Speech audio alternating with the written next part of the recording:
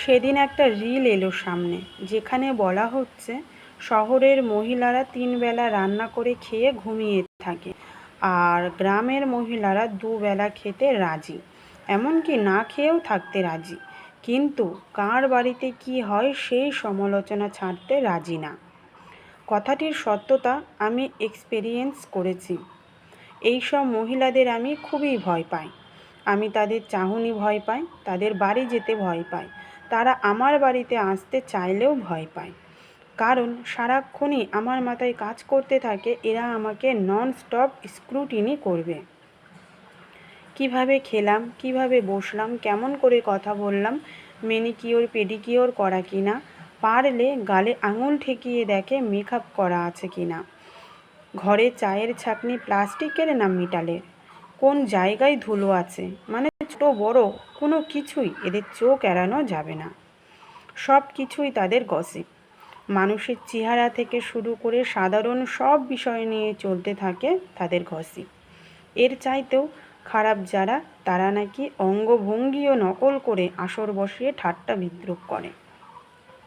এদের উদ্দেশ্য থাকে কাউকে কতটা তারা নিচু করতে পারে, অযোগ্য প্রমাণ করা যায়। অথচ যে কাজটি করছে সে হয়তো শিক্ষাগত যোগ্যতার দিক থেকে এক জেনারেশন না, বরং বংশ পরম্পরায় অনেক নিচুতে অবস্থান করছে।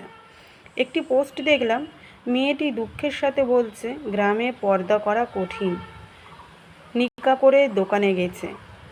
ফট করে অপরিচিত এক মহিলা সেই নিকাব টান দিয়ে খুলেছে, মুখটা দেখতে চায়।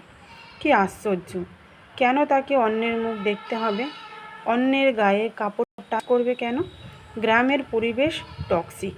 কেউ মানসিকভাবে যত সভ্য, যত উন্নত, অন্যের ব্যক্তিগত বিষয়ে হস্তক্ষেপ না করার জ্ঞান তার তত পরিষ্কার।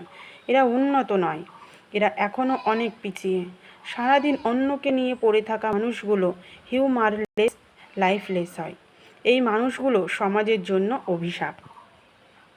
মানুষের সাথে আমার বন্ধুত্ব হয় না সহজে। বহুদিনের পরিচয়, একটা কমফোর্ট জোন তৈরি হয়। তাদের সাথে হয়তো আমার আদর্শিক কোনো মিল নেই, যতই খান্নাস প্রকৃতির হোক, একসময় এদের সহজে ছাড়তে পারতাম না। ওই যে কমফোর্ট জোনটা তৈরি হয়েছে, সে তো আর একদিনে হয়নি, কেবল তার জন্য। জীবনের অনেকগুলো বছর পার হওয়ার পর ব্যক্তি জীবনে এমন কিছু কমফোর্ট জোনের মানুষের ভিতরে এই তুমুল কদর্য রূপটি যখন টের পেলাম, তখনই একদম গুটিয়ে গেলাম ধীরে ধীরে। এসব দেখে আমি অভ্যস্ত ছিলাম না। এখন আমি সত্যিই মানুষ ভয় পাই। কারোর সাথে আমি কমফোর্টেবল হতে চাই না, কারোর কাছে যাই না। কেউ আমার কাছে আসুক তাও চাই না। মানুষ দূর থেকেই সুন্দর।